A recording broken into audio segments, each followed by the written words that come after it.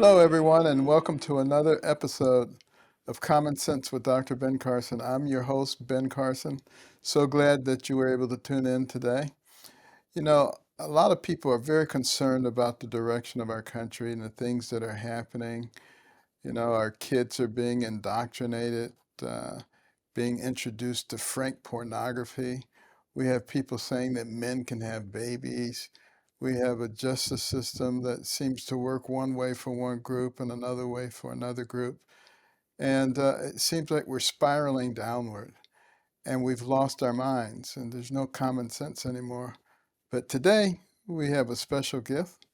We have a member of Congress who has a lot of common sense and a rapidly rising star on the political scene. We saw a lot of him during the speaker confirmation episodes, and I think he impressed an awful lot of people. And we're so grateful that he's dedicated a significant part of his life to public service. We have today with us Congressman Byron Donalds. Welcome, Congressman. Thank you for being with us. Dr. Carson, pleasure to be with you. Thanks for having me on. Should I call you Dr. Carson or Secretary Carson? I don't know which one. I don't care what you call me, just don't call me a cab. Fair enough, But fair enough. It's good to be with you. hey, recently the Justice Department announced a plea deal with Hunter Biden. And, he admitted to some tax problems and a gun charge. Really just got a slap on the wrist. A very sweet deal. Does that smack of unfairness at all? Or are we being Oh, too 100, critical? 100%. It's unfair. And I think it's even more than just simple unfairness, although I think that, Americans all see it for what it is. What they see is that his last name is Biden. He's the president's son. And so he got a slap on the wrist. I mean, we're talking about millions of dollars in tax evasion. That alone would send just about any other American to jail. But I think it's deeper than just the unfairness piece. What you have, in my view, is a political cover up. You have the allegations, which are serious allegations, that Joe Biden and his son and his family, his other brother Jim Biden, who really doesn't get talked about much at all, that they orchestrated and were deeply involved in a public corruption scheme, a pay for play scheme, and that they were going all over the world, taking in millions and millions of dollars. And I think that's the story that a lot of Americans really aren't hearing, and they're not hearing that because media just is ignoring the story.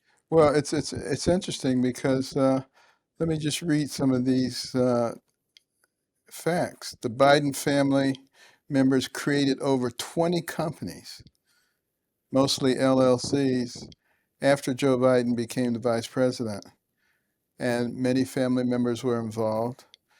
The Biden family received over $10 million from foreign nationals and related companies. The Bidens entered into complicated financial transactions meant to conceal sources of funds, including from Chinese nationals with significant ties to the CCP and Chinese intelligence, including from a Romanian company controlled by an individual accused of corruption while Biden lectured Romania on corruption and ethics. And then Hunter was appointed to the Burisma board despite of lack of expertise in any of the topics. I mean, this is incredible stuff. Can anything be done if the DOJ ignores the corruption? If they just say, we don't care, we're not going to do anything about it. Well, honestly, I think that what the thing to be done is, in my view, impeachment proceedings, and I don't use this lightly. I think it's important for people to understand that what we saw with impeachment under President Trump was just a political weaponization of it. And let me not just say the talking point. Let me go through the facts of the matter. You had this call by a whistleblower about President Trump's conversation with Vladimir Zelensky. And actually, the intent and the facts of the call was about information related to Burisma and Joe Biden and Hunter Biden getting paid from Burisma to shut down the prosecutor in Burisma. And so because Donald Trump had this phone call with Vladimir Zelensky, there was somebody in the apparatus who brought that to the Democrats in Congress, and they started impeachment proceedings and impeached Donald Trump over that, over a phone call. You compare that to what we see where you have a confidential human source at the FBI who told the FBI that both Hunter Biden and Joe Biden both got $5 million apiece, and that it was routed through several accounts that it would take 10 investigators 10 years to find. You can corroborate the account formation with what we already know about the multiple LLCs and the multiple accounts that the Biden family has used for all of the other tactics of getting foreign money based upon the political position of Joe Biden. And then you tack on the fact that you cannot tell me that investigations into the president's son, mind you, are slow walked or stonewalled and end up with a slap on the wrist over millions of dollars in tax evasion, After and that the five White years. House counsel, the White House counsel doesn't know, the Yeah, chief of staff doesn't know, and that the president doesn't know, the attorney general doesn't know, but there's a slap on the wrist like that. This is terrible.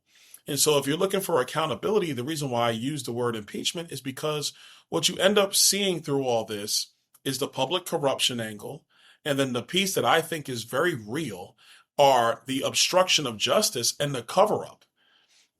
And the last point yeah, I'll say on that is, Richard Nixon, when he was impeached and then he resigned from office, Richard Nixon, they never got him on ordering the break-in of the Watergate Hotel. What they got him on was using the Department of Justice to cover up the investigation into right, the break-in. right. That's what Watergate was about. And so if that's Watergate covering up a break-in into the Democrat office at the Watergate Hotel, then what is covering up the fact that you and your family have been getting millions of dollars from foreign companies, people tied to the Chinese Communist Party, tied to Chinese intelligence, etc. I mean, Yeah, this is probably the greatest scandal in American history. And so if you're absolutely. looking for accountability, that's why I say impeachment might have to be that accountability. Well, to what do you attribute the complete lack of interest by the mainstream media and what could be the biggest scandal in American history?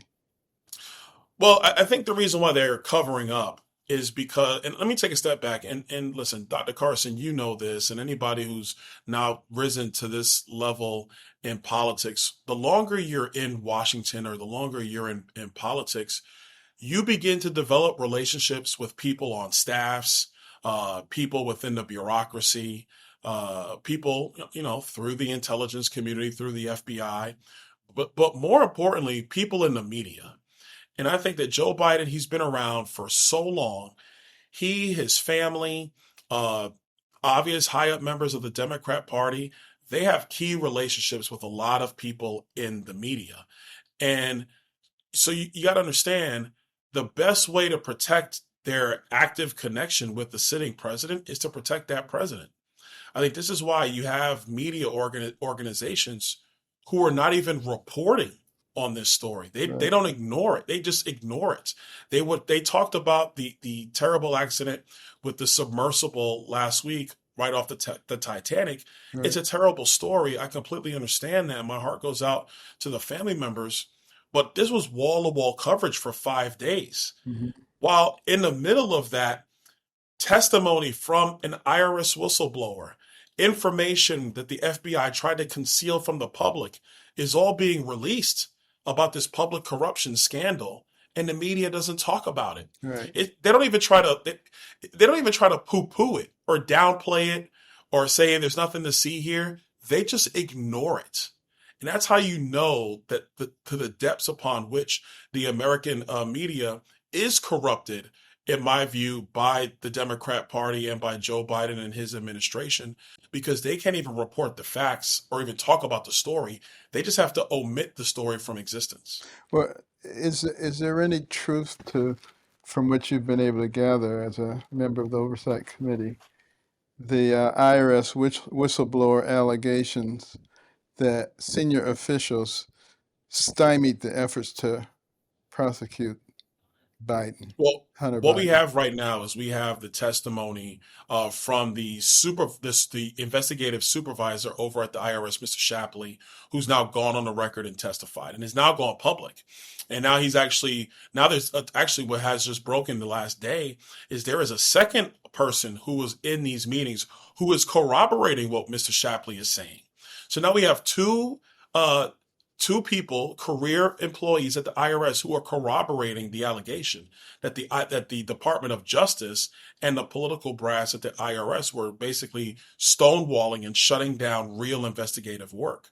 And so now we're going to take those two pieces of information and we're going to continue to dig. And I know it's being reported that Merrick Garland is supposed to be in front of House Judiciary on September 2nd. I believe it's September 2nd is the date. And so there's going to be serious questions that need to be had about what Merrick Garland's actual knowledge is. And that information needs to be under oath because he could say whatever he wants to the media. And by Right. the way, the media will not press him on it. They will not continue to ask questions. They'll let him give his statement and then they'll just move on, not how they would treat a Bill Barr or a Jeff Sessions or anything or anybody like that. Um, so we're gonna have to run this thing to the ground. We're gonna have to get all the information and really lock this down from an evidentiary standpoint. But I think that the key points of information are already there. Well, there was a recording that we've heard this week where Hunter Biden was threatening one of the Chinese officials, and he said, "I'm sitting here with my father, and we would like to understand why the commitment made has not been fulfilled." And with all this going on, Joe Biden says, "I never talked to my son about any of this stuff." I mean, could he in any way be held for just lying? What's the, Well, what's what's the consequences for just frank, outright lying? Well, I mean, look, if we're going to be honest about it, Joe Biden's never really faced the consequences of lying. He's been doing that, throughout his political career. I mean, he lied about Robert Bork. You saw what he tried to do, trying to destroy Clarence Thomas. Right. I remember a debate he had with Paul Ryan when Paul Ryan was running as vice president. He lied all through that debate. So like this is what he does. He's been doing it for a very long time, and he's never had to pay the price. So I think him lying about knowing what his son was doing is not the issue per se. I think the real issue is, did Joe Biden take money? Did Joe Biden allow the Department of Justice to cover up for his son? That's obstruction of justice. And I think that's the thing where you can hold Joe Biden accountable. And I'll add, and I think the one thing that Joe Biden he's bragged about is that, yes, he did get that prosecutor in Ukraine fired. He Hmm. bragged about it a couple of Yeah. years ago. And now what we do know is that he got paid to get the prosecutor fired. That is public corruption. That's pay for play. I think that he could definitely be held accountable on.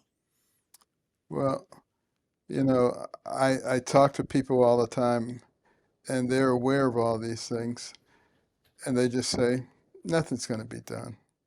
Do you agree with them? Is this going to Well, be swept under the rug and just forget about it and talk no, about I actually don't think so. I don't think this is going away, even though the White House might want it to go away. And I think the reason why they know this is not going to go away is because about a couple months ago, they hired this new guy, in Ian Sachs, over at the White House. And his whole purpose is to just combat narratives coming from House Republicans. That's the only reason why they hired him.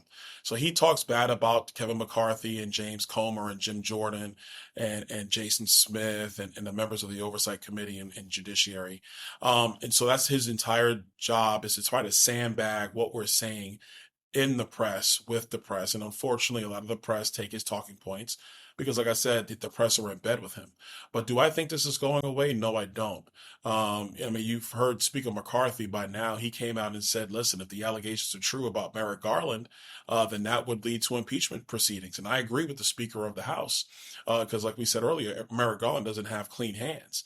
And at the end of the day, if the Attorney General is covering up, you can't tell me the president of the United States doesn't know. That that's impossible. As much and look, Dr. Carson, as much as staff talks to each other between the agencies and between the offices, and people kind of know what's going on, you Right. can't tell me he does not know. If he doesn't know, then he's highly incompetent and should not be president of the United States. But I think at the end of the day, the real accountability is going to be by the voters and by the American people, and that's going to come. And even if you get away from this scandal, and this is a massive scandal, but even if you get away from that, his own economic record and his own record on foreign policy and on our southern border, um, that's more than enough for Joe Biden to leave the White House as soon as possible. The soonest date might be January 20th, 2025. Now, you say ultimately it's up to the people, to the electorate. Um, a lot of people don't have confidence in our electoral process. There were a lot of changes that were made to accommodate COVID. Now that COVID is over, I don't hear anyone talking about repealing those things that were done. Is there any talk about that at all? In some states, yes. In a lot of states, no. And I think in a lot of these states, the reason why those changes are not being really talked about is because you have divided government in these states where, the Republicans might control both chambers, but the governor is a Democrat. I think that's the case. I believe it's Kentucky. Or you can have the situation where you have a Republican House and a Democrat Senate, and then there are not going to be changes there. I think the real answer in 24 is that Republican campaigns and the RNC have to get real about what's allowed in these states. And if they allow ballot harvesting, then let's do it better than they do. If they allow same day registration, let's do it better than they do it. And I think that we have to just be so good at the electoral and electioneering game that the Democrats have been playing for a long time, that then even the Democrats will want to play by a single set of rules. Because what's been occurring, and it's not just 2020, it's been happening for a while. What's been happening is that the Democrats, they go into court, they try to find any way to change electoral rules. They try to get around the actual law passed by the legislature to open up new buckets, and I think as part of this is that this ruling that just came out of the Supreme Court, written by John Roberts, Hmm. I think was really a disaster for state legislatures and for state government and state authority in elections. You can't have bodies outside the legislature change election law. I just Right. think that's wrong. I think that's wrong. There has to be a power that does reside with the state legislature. And so the Constitution is very clear on this. But unfortunately, you have six justices of the Supreme Court who say, oh, well, we know what they wrote, but what it really means is this. And I just don't agree with that. Right. But that being said, if you're talking about Nevada, where they allow for ballot harvesting, so in Clark County in Nevada, the Culinary Union is actively ballot harvesting, then that means that Republican candidates in Nevada need to actively ballot harvest in the state of Nevada. Like we can't go into these election battles with one arm tied behind our back. We have to go in prepared to win, prepared to compete. And, I think we can be successful in 2024. And if we do those things, again, adding in the devastating record of the Democrats and Joe Biden, I think we're going to be successful.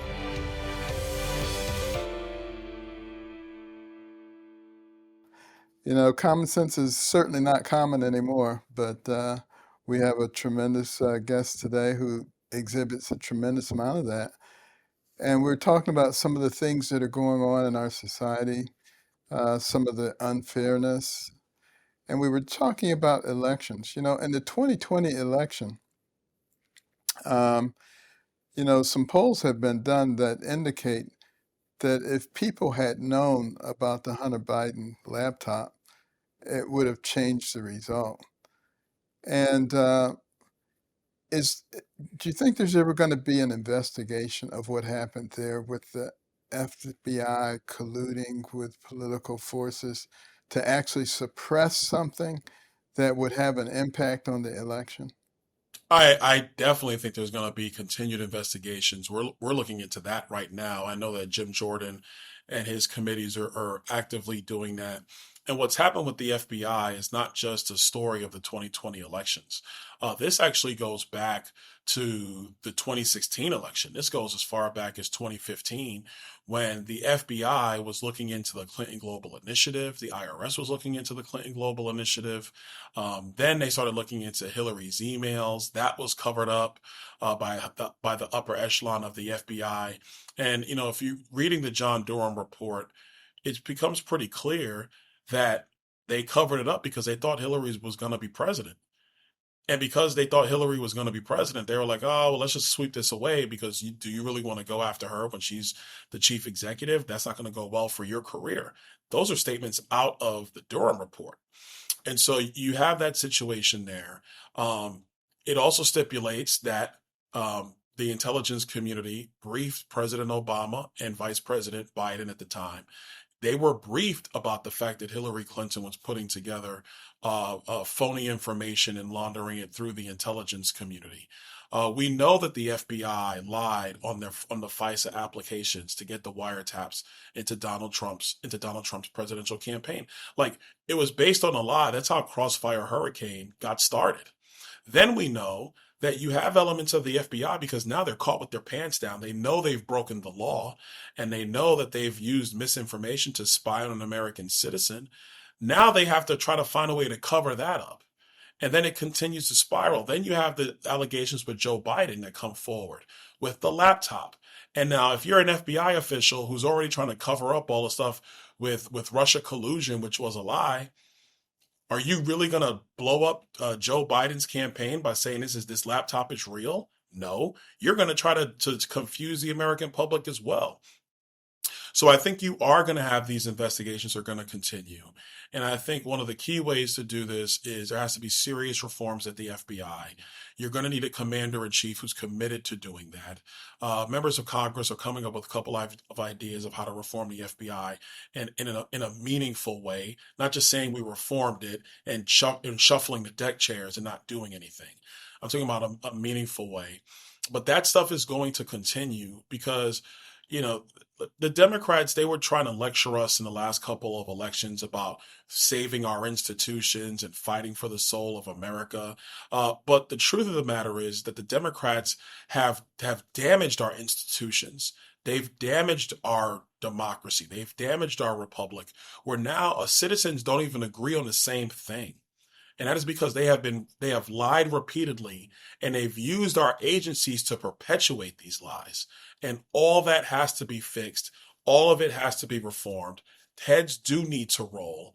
And I think you're going to need a new president in order to do that. And you're going to need a Congress committed to actually holding these agencies accountable. Do you think it's safe to say that if the House had not switched control, that all this stuff would have been ignored and swept under the rug? Oh, 100%. Nancy Pelosi wasn't going to do any of this. Let me tell you something.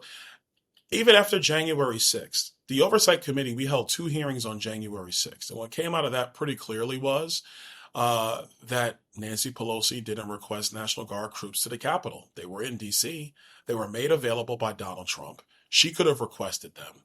She chose not to. But she couldn't let that out. So what happens? She shuts down the Oversight Committee and starts the January 6th Committee. And Right. then the January 6th Committee goes on their saga. And so I totally believe that none of this will be coming to the light of day. None of it. If the Democrats have retained control of the House of Representatives. When I got to Congress, the Oversight Committee, we barely met. And when we did meet, we were going after Daniel Snyder and the Washington Redskins. That's what we were talking about. We weren't doing anything credible with the agencies. Yeah. Well, I think it's pretty easy to see that there's two tiers of justice going on here. Uh, you have to be living on another planet not to realize that. But outside of the political arena, there are many people who also claim that there are two tiers of justice. They go on in all of our cities and all of our states.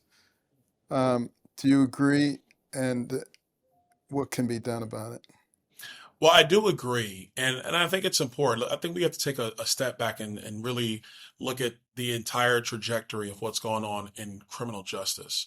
For a long time in this country, and this is not popular to say, but these are the facts. There were serious concerns by Black Americans for decades about a two-tiered system of justice in America, where if you had black skin, the book was thrown at you, and if you did it, you got off. And listen, it's not popular to say, but that did occur. Those are the facts. And I think what's happened is these George Soros DAs and the radical left, the way they look at our criminal justice system now is, well, because of the sins of the past, now we're going to do a complete 180. And the only way to get things right is to now go the complete other way. That's not right either. If you do the crime, you have to be punished. You have to be held accountable. And that has to be consistent across the board. When you don't do that, public safety is what suffers first, second, and third. People aren't able to be secured in their persons. It's even, and I talked a little bit about media when we talked about the other thing, but it's important here. It's also about the stories that the media covers and the stories the media doesn't cover. Um, Look, let's be honest.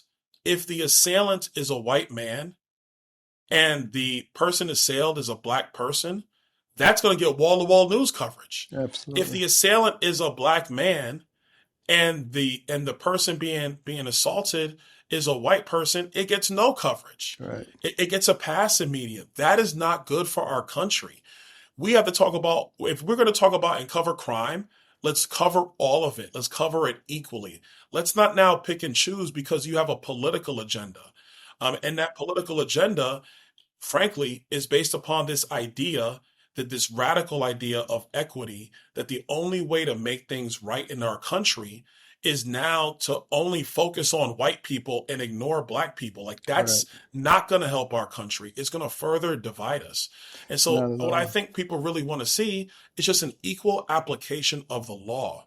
And we've had issues with that in our past. There is no doubt about that. But you can't write, like my mom always said, and everybody's mom always tells them, two wrongs don't make it right. Right. And Well, because it was wrong in the past doesn't mean you can do a new wrong now and everything is going to be okay. It's not. It's only going to make it worse. I think you also adequately bring out the point that the way things are covered changes people's perception. You know, I was called by some friends of ours who live in Australia after the George Floyd thing, and they were saying, "Why are the white policemen killing all the black men over there?" I mean, this is the impression I get from the way things have been covered. The fact of the matter is, according to that paragon of conservative thought, the Washington Post, less than 2 dozen cases of unarmed black men being killed by police occur a year. And that's out of more than 55 million police civilian encounters.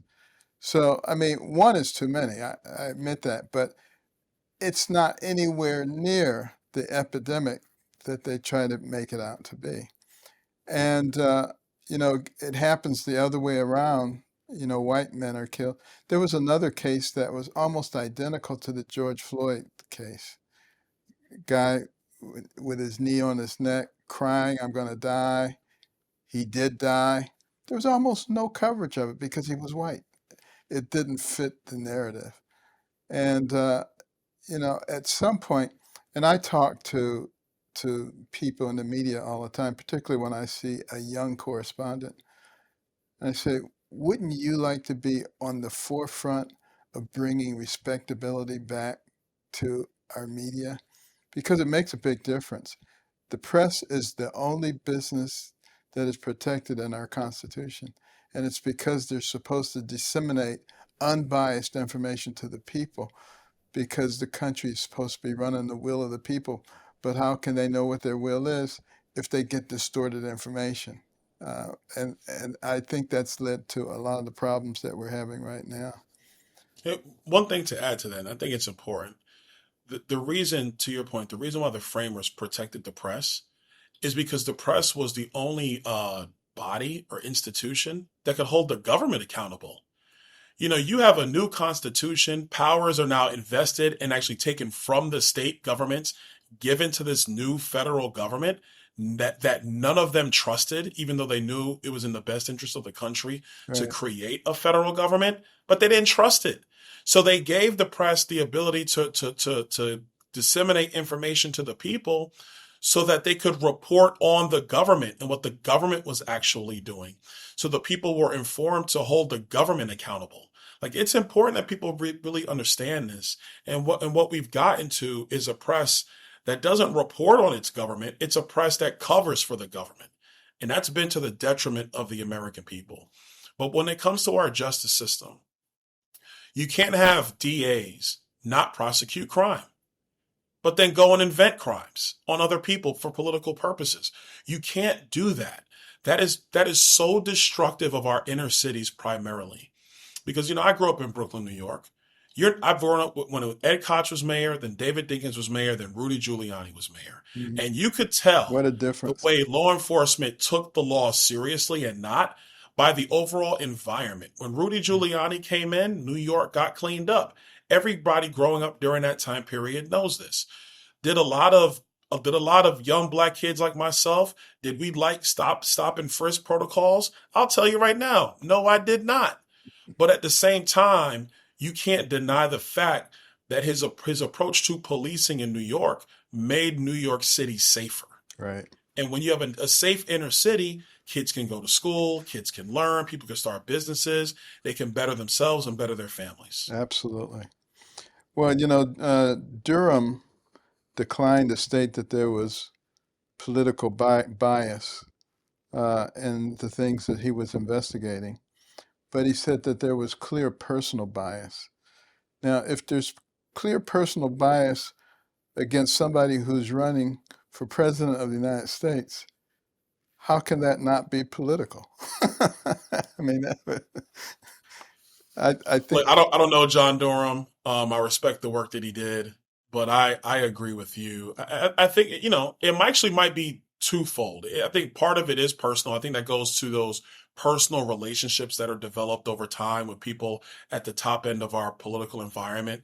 A bunch of the people, in the political brass at FBI and DOJ, these careerists that are holdover from administration to administration, they're climbing the ladder too. They're trying to get the next promotion. They're trying to do this and do that. I think it was reported the other day that Jack Smith was actually who's the special prosecutor in this documents case with Donald Trump, that he was in line to become the AG, I forget the area, and Trump picked somebody else. So you mean to tell me Jack Smith's not pissed that he was overlooked for a promotion to become AG? Donald Trump didn't pick him, and so now he's mad. You think it's a coincidence Merrick Garland called him back from The Hague to do that work? I mean, this is the stuff that people aren't really being told, and they should be told. And I think there is part personalities and it's personal, and I also think it is political. At the end of the day, you got a lot of careerists who totally believe in Democrat policy and Democrat talking point. And, you know, these are the same people who were fed the lie back in 2015, 2016. And oh my gosh, Donald Trump will end democracy as we know it.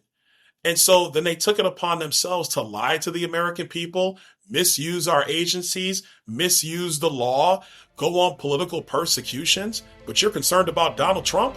Sounds like we should be concerned about you.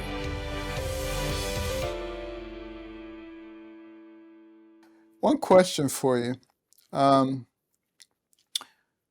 all of this stuff that the FBI has been involved in, which has really tarnished their reputation severely.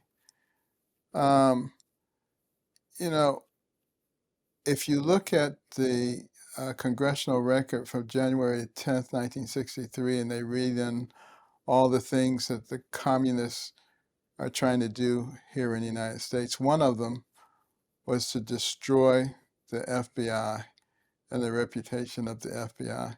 The FBI seems to be doing a pretty good job of that themselves. But it's obviously extremely corrupt. What can be done about it? Well, I think a couple things. I think one is the political brass at FBI and DOJ. I think there just has to be a house cleaning. And look, if you're a good person doing your job, yeah, okay, we'll take that under advisement. But there really does, I think, need to be a house cleaning. The unfortunate part is that, bureaucracy tends to just grow in and of itself and for itself. And you have people, they're good Americans. I think they got in for the right reasons, but now they're trying to protect where they're stationed in life and where they're trying to go. And to a slight degree, I can't blame them. I think that's just innate in everybody to protect what they have and what their own personal desires are going forward. But you can't do that when you're in a position of holding the public trust, like at the FBI. You just can't have that. So does there need to be a house cleaning? I think so. Do I think we have to seriously look at some of the intelligence capabilities at the FBI, being a lot more specific? I wholeheartedly think so. I think that the Patriot Act is supposed to be reauthorized by Congress this year or next year. I can't remember which year. The FISA process is actually up for reauthorization this year. There has to be serious reforms of FISA. We cannot have domestic agencies going after information against the American people and using secret courts in order to do so. This has become a serious problem, and I understand the logic after 9/11. I do understand the logic. But there were people who were concerned about FISA specifically, but the Patriot Act overall after 9/11. And would it ever be weaponized against the American people? And of course, we were told no. But now we find out that the FBI has actually used this process on 288,000 Americans. 288,000. I know we talked about Donald Trump, but 288,000 Americans that this stuff has happened to. It's outrageous. And so this is why I truly believe that this is going to be part the appropriations process in Congress. The other part is going to be with a new administration who's committed to cleaning out the federal agencies. And we talk about the FBI, but they're not the only one. Oh, You the have it at IRS ATF, too. you got it at the IRS, you have it at the DOJ, you have it at the SEC, you have it at the CFTC, and we can go down the list. This is happening in almost every agency in our federal government, and you got to be committed to reforming them. Well, it's hard to clean up this stuff because it's very difficult to get rid of a career government agent. They have all kind of protections, and the desire may be to get rid of them. But I remember as Secretary of HUD, it was not an easy thing to do. You had to be pretty creative to find ways to get rid of people. Yeah, I agree with you. It is difficult.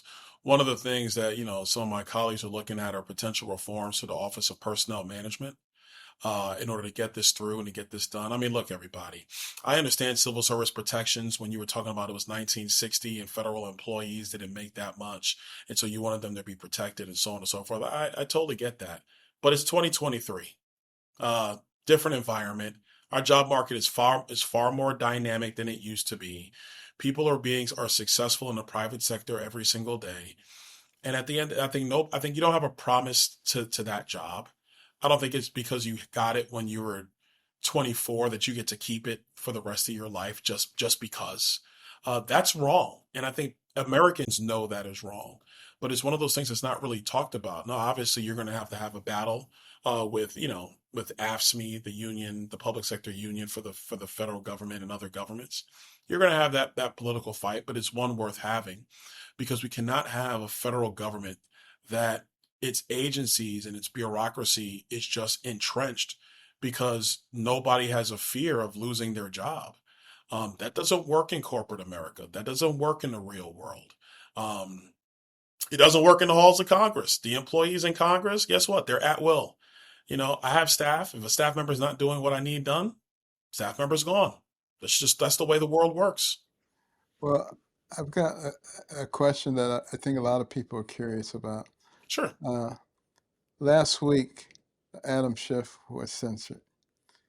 Um, and a lot of people felt that he should have been censored or even worse.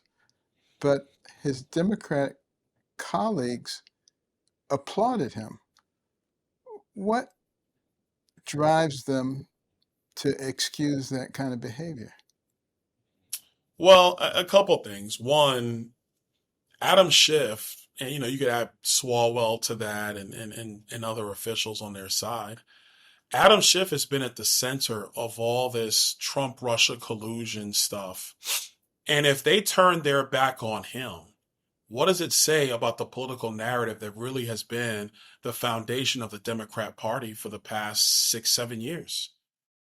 That's the foundation of their party has been get Trump, essentially, to quote Right. Alan Dershowitz's book title. It's been get Trump. That's been the basis of their political party. And if they watch Adam Schiff get censured, which he should be, which is a good thing, I voted for it, and they say nothing, then that's them admitting that they know he's a liar. So what do they have to do? They have to rally around him. And I think to a broader level, we're getting into a bad spot in American politics where it's more about the team jersey you're wearing Then about the than country. about the actual integrity of the sport. Right. This can't be about the red team versus the blue team. Adam Schiff lied to the American people. He knowingly lied to the American people. He lied about information he had as the chairman of the Intelligence Committee. I don't have proof, but is it possible he was leaking information, which, by the way, is a violation of the Espionage Act for those, listening at Mhm. home? That is possible. Don't have any proof. Just saying. Yeah. It is possible he leaked information to the press, which is illegal. This is what he did in this desire to go get Donald Trump.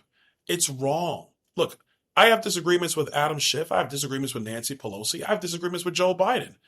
That doesn't mean I'm going to knowingly lie, misrepresent facts, and leak information to the press. I'm Right. not going to do that Yeah. because the integrity of the country matters more than just which political party I'm a part of. A lot of people have questioned the president's cognitive function.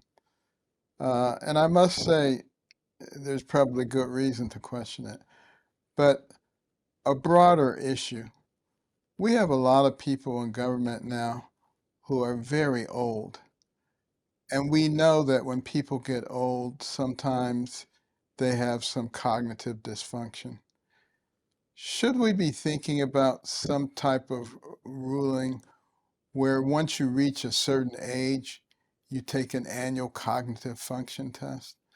Because there's an enormous amount of danger that we put ourselves in when we put people in charge who have cognitive issues. Um, honestly, I've really not thought too much about that one. On its face, the first thing I would say is that, if the people who administer the test are the same people who said that we have to wear masks to protect us from COVID-19, then I don't really want that test. I just don't want that test. I think to a broader perspective, I think there's real serious merit to this. I look at, and this is no disrespect to her, but Senator Dianne Feinstein, her health has been declining for years. On Capitol Hill, members have basically been saying, and staff has been saying that, mentally she's not been, where she used to be for several years. Right, Yet, her staff and I guess her family keep her in Congress. That's wrong. It's just wrong. right. And so, I think that you have a serious situation there. Should it, I think maybe an amendment to it, like if you could start to exhibit elements of that, then maybe yes. But I think we got to be careful because at the end of the day, I've just seen so much these last couple of years. Like, I don't even trust the people who are doing the tests. What I Yeah. do trust, I trust voters. Well, they I have think I some. think the collective will of the American people is Yeah. smarter than any handful of people in Washington. They have a part of the general physical exam called the mini mental test. It has 30 questions, and it's pretty objective. I mean, they'll say count from 100 backwards by sevens. Things you should be able to do. Right. Name three objects, and then I ask you a few other things, and then say, what were those three objects? Um, So it's a very easy test to administer. It's pretty objective. And I suspect that there are certain leaders that we know who couldn't pass that test. Yeah, I agree with you.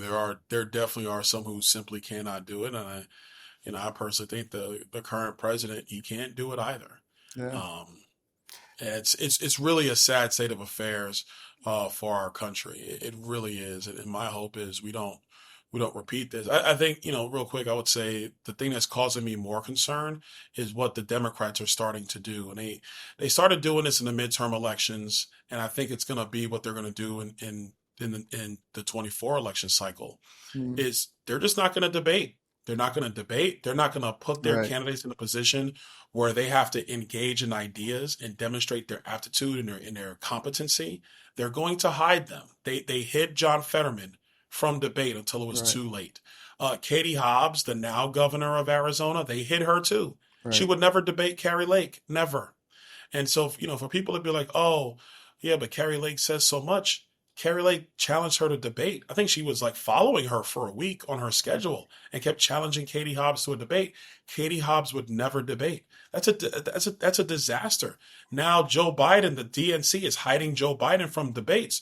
And no matter how you feel about Robert F. Kennedy Jr., Hmm. if you're going to run to be president of the United States, but you're not going to debate your opponent, that is un-American. And I think that's what the Democrats are going to start doing with us. You got to debate. You got to step into the arena.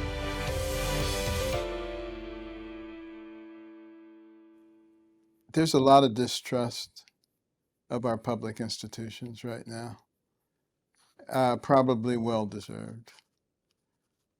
What is the solution? Hmm. Everything rises and falls on leadership. Everything. I think it's leadership in the home with parents. I think it's leadership in our schools with teachers. I think it's leadership, obviously, in the church, leadership in our community, and even leadership in our governments. And I think that we got to get back, to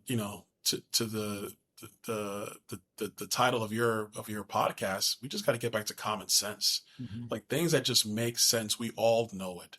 Like it does not make sense for a child to take puberty blockers. That makes no physiological sense at all. I am not a doctor. I'm a man of finance, but I know that makes no sense at all. Right.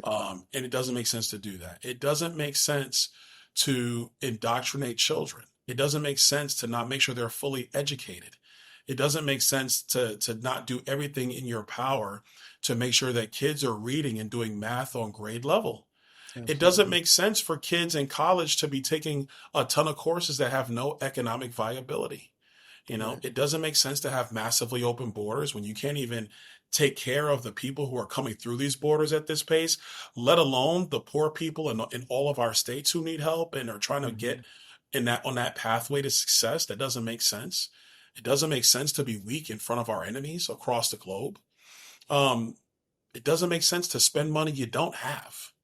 Right. And I think that if we just get back to things that just are simple, basic, common sense, our country, because we already are the best country in the world, even though, we have our disagreements and we got our issues, um, Absolutely. we'll continue to be the leader of the world and we'll be the best country and we'll be that standard bearer. And people in our country will have an ability to be successful for themselves, for their families.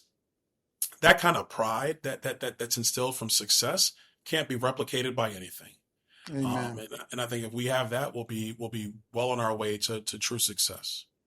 Well, Congressman, I want to thank you so much for that wisdom and for your courage, your willingness to get out there and fight for we the people. It makes all the difference in the world. And I hope you have plans to stick around and continue. We need leadership, logical leadership that you provide. Your wife is doing a great job too. You guys are a great couple. We really appreciate your willingness to serve the American people. Thank you. Thank you.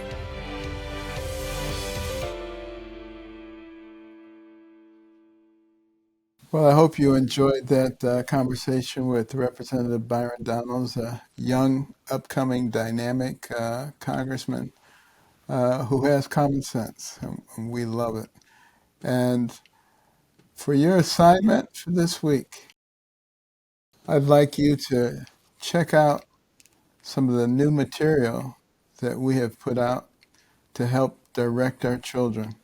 We have a new book, a new children's book that's debuting this week called Freedom of Bark.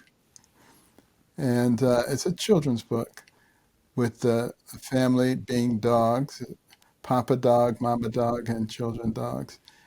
And it emphasizes lessons about the First Amendment and freedom of speech and how we should use that in an appropriate way and how we should be respectful of other people's opinions as well. And I hope you will go to our website, littlepatriotslearning.com, access the book, but also there's a ton of absolutely free material there that is great for giving our children the foundation that they need to be able to counter some of this indoctrination that is antithetical to the principles of this country. So that's it for this week. Remember, you can get these podcasts on Apple, Spotify, Stitcher, or wherever you get your podcasts. Make sure you rate us, review us, tell your friends about us, and let's keep spreading common sense. And remember the cornerstones: faith, liberty, community, and life. See you next week.